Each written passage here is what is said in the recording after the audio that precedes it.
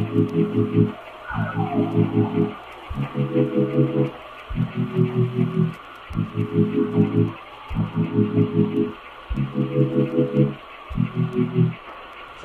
warahmatullahi wabarakatuh. Perkenalkan, nama saya Dida John Lusmana dari kelas 4B dengan NIM 2021 D1B040. Jadi sini saya akan menjelaskan tentang perbedaan SPSW, bracing konsentris dan bracing eksentris ketika ia mengalami deformasi. Oke. Jadi di sini saya mempunyai konten pembahasan ada 3. Yang pertama, pengertian dari SPSW, bracing konsentris dan bracing eksentris, dan yang kedua, di sini saya akan menjelaskan tentang perbedaan dari sistem kerja dan bentuk si SPSW, bracing konsentris dan bracing eksentris. Dan di sini yang ketiga, saya akan menjelaskan perbedaan-perbedaan dari si SPSW, bracing konsentris dan bracing eksentris. Nah, yang pertama, langsung saja kita masuk ke pengertian. Oke. Di sini ada steel plate shear wall. Jadi SPSW ini merupakan sistem penahan beban lateral yang terdiri dari plat baja vertikal atau infill plate yang tersambung pada balok dan kolom di sekelilingnya. Nah, biasanya ini disambung dengan metode baut atau pengelasan. Selanjutnya ada bracing konsentris. Nah, bracing konsentris merupakan sistem yang dimana kolom balok dan bracing tersusun membentuk struktur truss. Nah, struktur truss ini merupakan struktur yang dimana dapat mengalami tarik atau tekan. Selanjutnya ada bracing eksentris. Nah, bracing eksentris merupakan bracing yang dimana memiliki suatu link yang berada di balok suatu struktur. Nah, ini sengaja direncanakan untuk mengantisipasi adanya energi pada saat terbebani oleh beban lateral. Oke. Selanjutnya saya akan masuk ke materi kedua, yaitu perbedaan. Nah, di sini kita bisa lihat perbedaan dari yang pertama ada SPSW, bracing konsentris dan bracing eksentris. Nah, SPSW, kita mulai dari SPSW, ia bekerja menahan beban lateral secara global, memiliki bentuk plat tipis yang terhubung di sekeliling balok dan kolom. Nah, untuk bracing konsentris, ia menahan beban lateral di mana bracing akan mengalami tarik atau juga buckling tergantung arah dominan beban. Nah, selanjutnya ada bracing eksentris. Nah, bracing ini bekerja menahan gaya dan mentransfer semua energinya pada link yang ada pada struktur. Nah, kita bisa lihat di sini link yang ada pada bracing konsentris. Bentuk dari bracing konsentris dan eksentris ini sama, yaitu biasanya menggunakan baja WF. Oke. Sekarang saya masuk materi ketiga, yaitu penjelasan. Di sini ada SPSW atau steel plate shear wall. Nah, di sini adalah satu struktur yang dimana penggunaan SPSW itu ada. Ini ada kolom, di sini ada balok, dan di sini adalah platnya. Ketika struktur ini diberi beban lateral, jadi si SPSW ini akan menyesuaikan bentuk dari si portal, menyesuaikan bentuk dari pergerakan si portal. Nah, yang semula dari persegi membentuk jajar genjang. Nah, selain juga berubah menjadi jajar genjang, si plat ini akan berubah yang semulanya plat tipis menjadi plat bergelombang.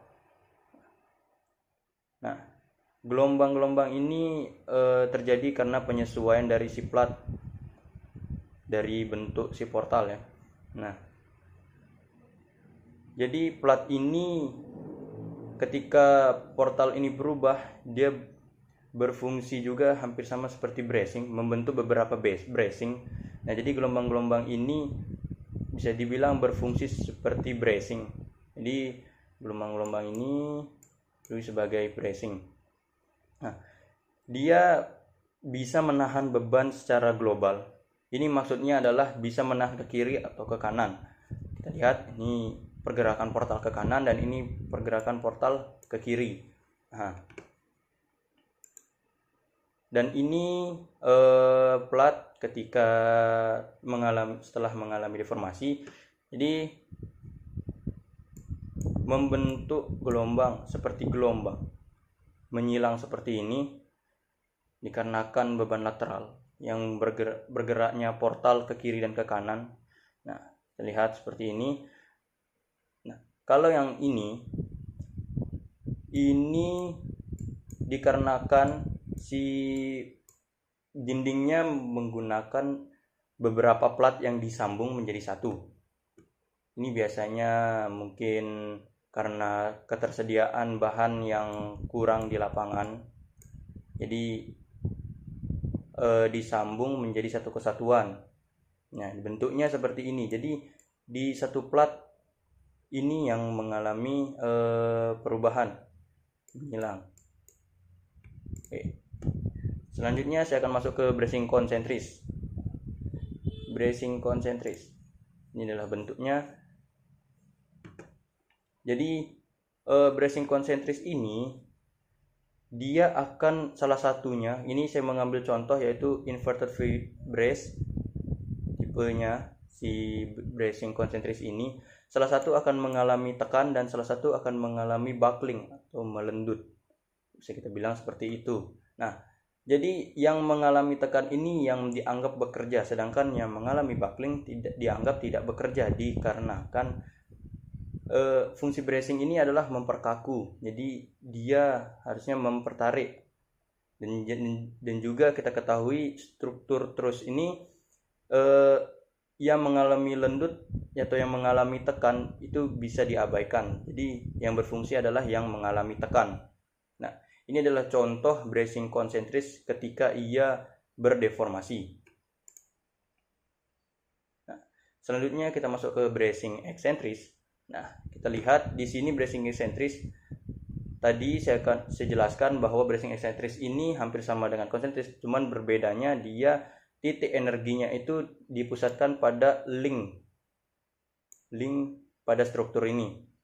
Jadi ketika beban lateral diberikan kepada suatu struktur, yang akan dikorbankan adalah si linknya ini. Nah, ini adalah ilustrasi ketika bracing dan struktur ini mengalami kegagalan atau setelah mengalami deformasi. Kita lihat ini adalah link tersebut yang semulanya berbentuk persegi dan normal berubah seperti ini. Nah, ini juga ada salah satu contoh. Cuman kalau yang ini mengalami perubahan yang tidak terlalu signifikan dikarenakan ini struktur dasarnya adalah beton yang diperkaku oleh bracing struktur baja lagi. Di sini dia ada tambahan balok dan bracing. Nah, ini untuk penyambungnya menggunakan angkur. Nah, ini adalah di bawah ini adalah salah satu contoh juga kegagalan struktur.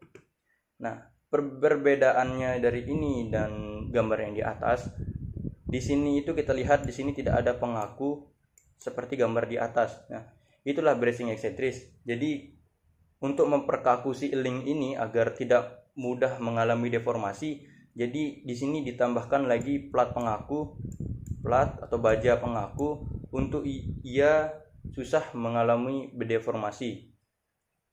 Nah, jadi seperti itu. Sekian dari saya. Terima kasih. Assalamualaikum warahmatullahi wabarakatuh.